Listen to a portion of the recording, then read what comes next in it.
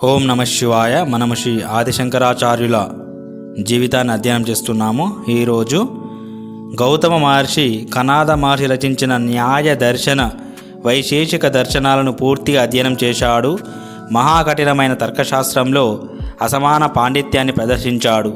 కపిలముని ప్రకటించిన సాంఖ్యశాస్త్రంలోనూ సాటిలేని పాండిత్యాన్ని గడించాడు. సాంఖ్య సూత్రాలను అర్థసహితంగా అవగాహన చేసుకొని వాటిలోని రహస్యాలను అన్వేషించాడు. పతంజలి యోగ దర్శనాన్ని నీరు త్రాగినంత సులభంగా గ్రహించి అందలి ఈశ్వర నిరీశ్వర భావాలను ఆకలింపు చేసుకున్నాడు. జైమిని మహర్షి రచించిన కర్మకాండ ప్రతిపాదితమైన ధర్మ సూత్రాలకు శ్రీ కుమారిల భట్టు వార్తికాలను రచించాడు. వాటిని భాట్టఘట్టము అంటారు. అవన్నీ చాలా కఠినంగా ఉండటం చేత వాటికన్నిటికీ చక్కగా అర్థాలను తెలుసుకున్నాడు. పూర్వ మీమాంస తత్వ రహస్యాలను గుర్తించి విమర్శించసాగాడు. అద్వైత విద్య అనబడే బ్రహ్మ విద్య జ్ఞానకాండను తన సిద్ధాంతంగా చేసుకున్నాడు. ఉత్తర మీమాంస శాస్త్రాన్ని తన స్వతంత్ర శాస్త్రంగా చేసుకున్నాడు. వేదవ్యాసుని బ్రహ్మసూత్రాలను తన వ్యాఖ్యాన విషయాలుగా చేసుకున్నాడు. ఈ ప్రకారం షడ్ దర్శనాల రహస్యాలను తెలుసుకొని వాటి యందు పూర్వపక్ష వాదం అవలంబించి ఆయా శాస్త్రాల యందు ఆయా ఋషులు తానే అయి విలసిల్లాడు. అయినా శంకరులు సాంఖ్య యోగాదులచే తృప్తి చెందలేదు. తానే పరమశివుడు అవడంతో క్షీణించిపోతున్న అద్వైత తత్వాన్ని తిరిగి స్థాపించదలచాడు. అందుకు సర్వ మహర్షుల సిద్ధాంతాలను పూర్వపక్షం చేస్తూ జ్ఞానకాండ అయిన బ్రహ్మ విద్యాతత్వ స్వరూపమైన అద్వైతాన్ని తన సిద్ధాంతంగా స్వీకరించాడు. కనుక అద్వైత తత్వమైన ఉత్తర మీమాంస దర్శనాన్ని మాత్రం స్వీకరిస్తూ మిగిలిన సాంఖ్యాది పంచదర్శనాలు పరమార్థాలు కాబోవని నొక్కి వక్కానించాడు. సాంఖ్య యోగ తర్కాది సకల శాస్త్రాలందు ఏ సుఖం ఉందో ఆ సుఖమంతా నిర్మలం, అఖండం, ఆనంద స్వరూపమైన అద్వైత విద్యానుభవ అంతా పరబ్రహ్మయందు ఒక అణువై ఇమిడిపోయిందని శ్రీ శంకరాచార్యుల వారు ప్రతిపాదించారు. అలాగే బ్రహ్మ విద్య ప్రతిపాదితమైన అద్వైత మార్గంలో సకల శాస్త్ర సుఖాలు విలీనమై ఉన్నవని బోధించారు.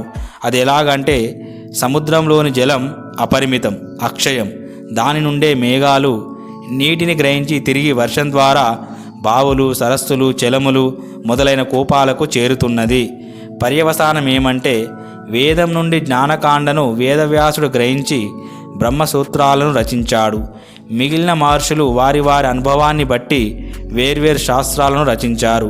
అగ్ని నుండి చిన్న చిన్న కణాల మల్లే అద్వైతం నుండి సకల శాస్త్రాలు పుట్టాయి. లోకంలో అనేక మతాలు ఉద్భవించాయి.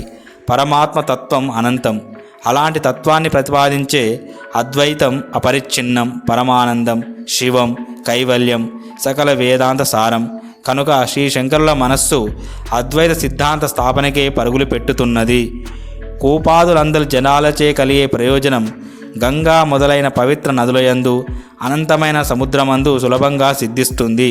అలాగే సర్వ వేదాలందరి ప్రయోజనం బ్రహ్మజ్ఞానం పొందిన వారికి తప్పక కలుగుచున్నదని భగవద్గీత స్మృతి పేర్కొంటున్నది. బాలశంకరులు గురుకులంలో విద్య నేర్చుకుంటూ భిక్షాటనచే జీవించేవారు. ఒకరోజు తన తోటివారితో కలిసి భిక్షకై ఒక బీద బ్రాహ్మణి ఇంటికి పోయారు.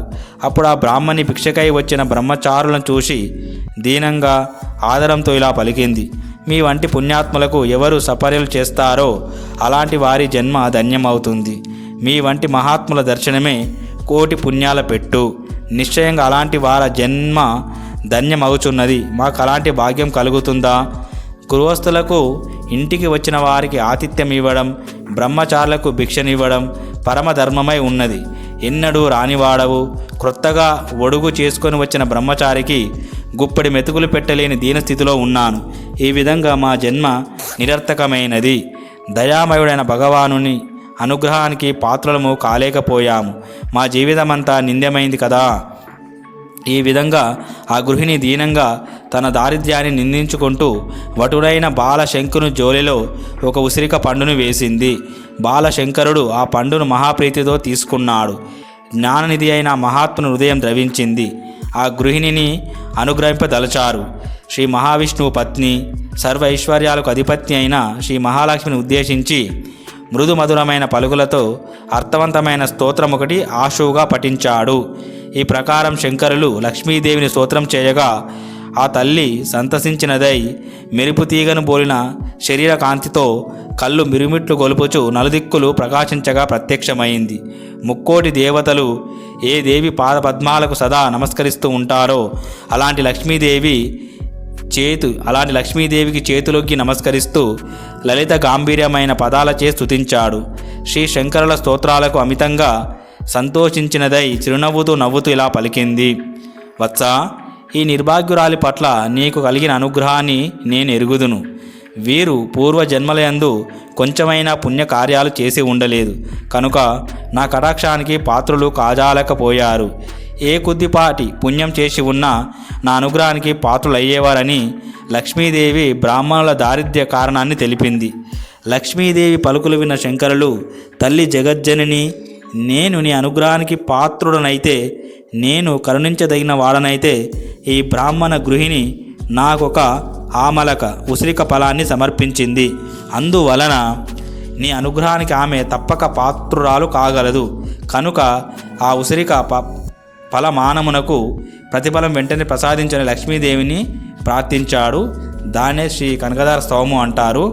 భక్తులకు కల్పవృక్షము, లక్ష్మీదేవికి ఆనందాన్నిచ్చేది మొలక, అత్యధికమైన ఆనంద రాశితో మనోహరుడైన గజముఖునికి నమస్కరిస్తున్నాను.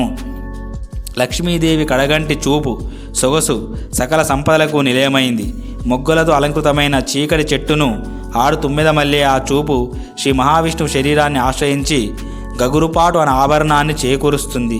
అట్టి లక్ష్మీదేవి కడగంటి చూపు నాకు సకల శుభాలను అనుగ్రహించుగాక. లక్ష్మీదేవి చూపుల వరుస గొప్ప నల్ల కలవపైకి ఆడ తుమ్మెద మల్లే శ్రీ మహావిష్ణువు ముఖం మీదికి ప్రేమతోనూ సిగ్గుతోనూ మాటి మాటికి రాకపోకలు సాగిస్తూ ముగ్ధ మనోహరంగా ఉంది. ఆ చూపుల వరుస నాకు సంపదను ప్రసాదించుగాక. లక్ష్మీదేవి కడగంటి చూపు సమస్తమైన దేవేంద్ర వైభవాన్ని అనుగ్రహించడానికి సమర్థమైనట్టిది.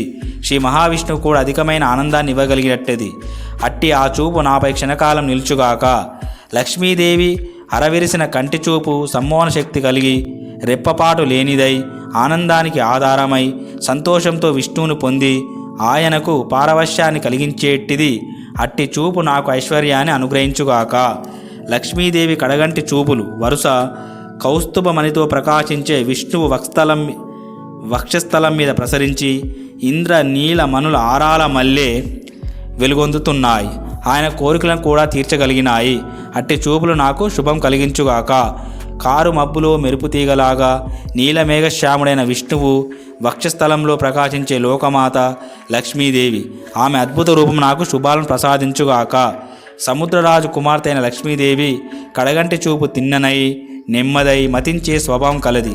ఆ చూపు ప్రభావంతో మంగళ నిలయుడైన విష్ణు మనస్సులో మొట్టమొదట మన్మథుడు స్థానం పొందగలిగాడు కదా. అట్టి చూపు ఇక్కడ నా మీద ప్రసరించుగాక. లక్ష్మీదేవి చూపు అనే మేఘం దయ అనే గాలితో ప్రేరేపింపబడి ధనమనే జలధారను పక్షికూనమల్లే దీనుడనై దరిద్రునై నాపై కురిపించి నా పాప తాపాన్ని శాశ్వతంగా దూరం చేయుగాక. కమలాసనైన లక్ష్మీదేవి చూపు వికసించిన కమలం మధ్య ఉన్న కాంతి కలిగినట్టిది. ఆ చూపు సోకిన మానవులు యజ్ఞ యాగాది క్రతువులు చేయని వారైనా వెంటనే సులభంగా స్వర్గ సుఖాలను అనుభవింపగలరు. అట్టి లక్ష్మీదేవి చూపు నాకు కోరిన సంపదను ప్రసాదించుగాక. సృష్టి స్థితి ప్రళయ క్రీడలలో బ్రహ్మ భార్య అయిన సరస్వతిగా, విష్ణు భార్య అయిన లక్ష్మీదేవిగా, శక్తి స్వరూపిణైన శివుని భార్య పార్వతీదేవిగా ఎవరున్నారో ముల్లోకాల ఏకైక అధిపతికి భార్య అయిన ఆమెకు నమస్కారము. సత్కర్మ ఫలాలను ప్రసాదించే శృతి వేదస్వరూప లక్ష్మికి నమస్కారము. మనోహరమైన గుణాలకు సముద్రం వంటిదైన రతి సంతోష స్వరూప లక్ష్మికి నమస్కారము. 100 రేకుల పద్మమే నివాస స్థానమైన శక్తి సహస్రార స్వరూప లక్ష్మికి నమస్కారము. పురుషోత్తముని భార్య అయిన పుష్టి పూర్ణ స్వరూపైన నిండైన స్వరూప లక్ష్మికి నమస్కారము. పద్మంతో సమానమైన ముఖం కలిగినట్టుది, పాల సముద్రమే జన్మభూమి అయినట్టుది, చంద్రునికి అమృతానికి తోడబుట్టినది, విష్ణువుకు భార్య అయినట్టుది అయిన లక్ష్మీదేవికి నమస్కారము. బంగారు తామరయ సింహాసనంగా, భూమండలానికి మహారాణిగా కొలువుదీరి దేవతలు మొదలైన వారిని దయచూచునట్టి శాంగ ధనువుని విష్ణువు యొక్క భార్య అయిన లక్ష్మీదేవికి నమస్కారము. భృగు మహర్షి పుత్రికై విష్ణు వక్షస్థలంలో నిలిచినదై కమల నివాసిని అయి విష్ణుపతి అయిన లక్ష్మీదేవికి నమస్కారము.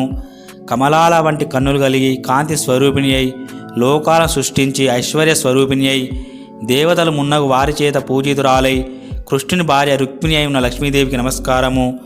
పూజనీయురాలవైన ఓ తల్లి కమలాక్షి, నీకు చేసే వందనాలు సంపదలను ప్రసాదిస్తాయి, సకల ఇంద్రియాలకు సంతోషాన్ని సుఖాన్ని కలిగిస్తాయి, సామ్రాజ్యాన్ని చక్రవర్తిత్వాన్ని ఇవ్వడంలో ఆసక్తి కలిగి ఉంటాయి, పాపాలను పూర్తిగా తొలగించడానికి పూనుకొని ఉంటాయి. అట్టి వందనాలు ఎల్లప్పుడూ నన్ను ధన్యుని చేస్తూనే ఉండుగాక. అంటే నేను ఎప్పుడు నీకు నమస్కరిస్తూ ధన్యుని అవుతాను కాకని భావము. విష్ణువు హృదయేశ్వరివైన ఓ దేవి, నీ కడగంటి చూపు కోసం చేసే ఉపాసన కార్యం భక్తునికి సకల సంపదలను సమకూరుస్తుంది. అందువల్ల మనోవాక్కాయ కర్మల ద్వారా తికన శుద్ధిగా నిన్ను పూజిస్తున్నాను. పూజ్యురాలవైన ఓ లక్ష్మీదేవి, కమల నయన, కమల హస్త, మిక్కిలి తెల్లనైన వస్త్రాలతో గంధ మాల్యాలతో ప్రకాశించుదానా, మనోహర స్వరూప, ముల్లోకాలకు సంపదలను ప్రసాదించుదానా, నన్ను అనుగ్రహించు. దిగ్గజాలు బంగారు కలశాలతో ఆకాశగంగ జలాన్ని తెచ్చి అభిషేకించగా ఆ నిర్మలమైన మనోహరమైన జలంతో తడిసిన శరీరం కలిగిన జగజ్జనని, సమస్త లోకాలకు అధిపతి అయిన విష్ణువు ధర్మపత్ని, సముద్రపుత్రికైన లక్ష్మీదేవికి ప్రాతకాలంలో నమస్కరిస్తున్నాను. విష్ణుపత్నివైన ఓ లక్ష్మీదేవి, నేను బీదవారిలో ప్రథముణ్ణి, నీ దయకు కపటం లేని తగిన పాత్రుడను. అందువల్ల నన్ను దయారసంతో ఉప్పొంగిన నీ కడగంటి చూపులతో చూడు. వేదస్వరూపిణి త్రిలోకమాతని లక్ష్మీదేవిని ఈ స్తుతులతో ఎవరు స్తుతిస్తారో వారు అధిక గుణవంతులవుతారు, అధిక సంపన్నులవుతారు, ఈ లోకంలో విద్వాంసుల ప్రశంసలను అందుకుంటారు. శంకరాచార్యులు రచించిన ఈ కనకదార స్తోత్రాన్ని ప్రతిదినము 3 సంధ్యలలో ఏ వ్యక్తి పారాయణం చేస్తాడో ఆ వ్యక్తి కుబేరుతో సమానుడవుతాడు. ఓం శాంతి శాంతి శాంతి. హరి ఓం తత్సత్. సర్వం శ్రీరామకృష్ణార్పణమస్తు.